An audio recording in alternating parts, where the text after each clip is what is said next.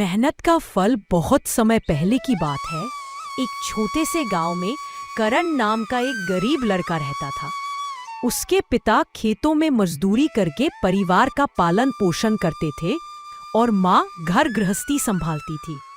घर की हालत इतनी दयनीय थी कि कई बार खाने तक को तरसना पड़ता था। लेकिन करण का सपना बड़ा था। वह पढ़ लिखकर अपनी किस्मत बदलना चाहता था और अपने गांव का नाम रोशन करना चाहता था। गांव के लोग अक्सर मजाक उड़ाते, गरीबी में पढ़ाई का क्या मतलब, खेती कर, यही तेरे बस का काम है। बच्चे उसे चिढ़ाते। अरे अफसर बनेगा, फटे कपड़ों वाला। लेकिन करण के कानों में यह बातें पढ़कर भी उसका हौसला कमजोर नहीं हुआ। वह अक्सर खुद से कहता, अगर मैं मेहनत करूंगा तो एक दिन यही लोग मेरी तारीफ करेंगे। स्कूल तक पहुंचने के लिए उसे रोज 5 किलोमीटर पैदल चलना पड़ता था। गर्मी की तपती धूप हो या बरसात का कीचड़, वह कभी स्कूल से नहीं चूका। उसके पास न किताबें थी न कॉपियां, लेकिन गांव के स्कूल के मास्टर जी उसकी लगन देखकर प्रभावित हुए। उन्होंने अपनी पुरानी किताबें उसे दे दी। एक और अध्यापक ने कॉपियां और पेन दी। करण उन किताबों को ऐसे संजो कर रखता मानो वह कोई खजाना हो। पढ़ाई के साथ साथ करण को घर के कामों और खेतों में पिता की मदद भी करनी पड़ती थी। दिन में वह खेतों में पसीना बहाता और रात को दिए की हल्की रोशनी में पढ़ाई करता। कई बार थकान और भूख से उसकी आंखें बंद हो जाती, लेकिन वह खुद को जगाकर फिर से किताबों में डूब जाता। गांव का एक बुजुर्ग अक्सर उसे समझाता, बेटा, मेहनत करने वाला कभी हारता नहीं। तेरी लगन देखकर लगता है तू एक दिन जरूर ऊंचाइयां छुएगा। करण इन बातों को दिल से लगाकर और जोश से पढ़ाई करता। समय बीतता गया। गांव के कई लड़के मेलों और खेलों में मस्त रहे, लेकिन करण का ध्यान सिर्फ पढ़ाई में रहा। उसके कुछ दोस्त भी धीरे धीरे उसे प्रोत्साहित करने लगे। एक दिन उसके मित्र अर्जुन ने कहा, करण, मैं भी तुम्हारे साथ पढ़ाई करना चाहता हूँ, तुमसे सीखने को मिलेगा।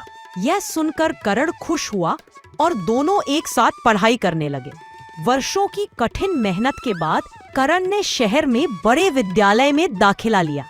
वहां उसने नए दोस्तों और शिक्षकों से ज्ञान प्राप्त किया।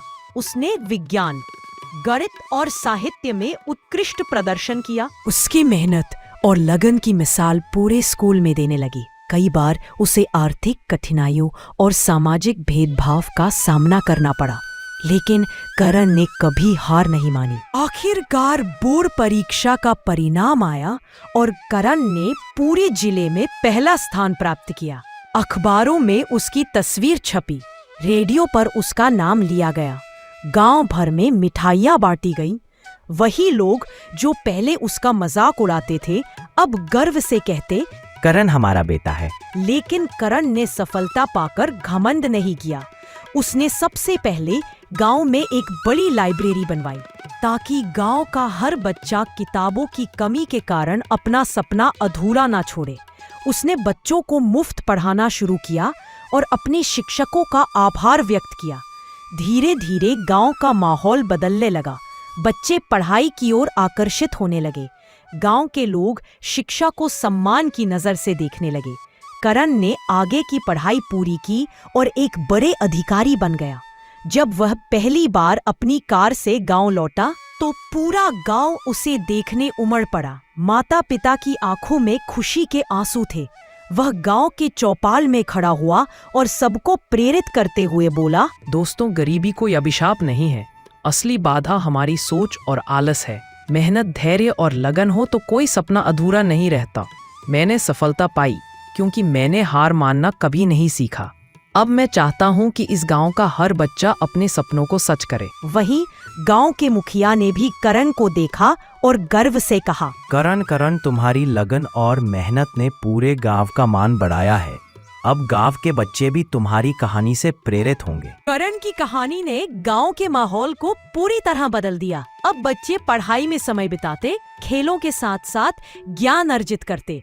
गांव के लोग भी शिक्षा को महत्व देने लगे और सभी मिलकर आगे बढ़ने की सोचने लगे।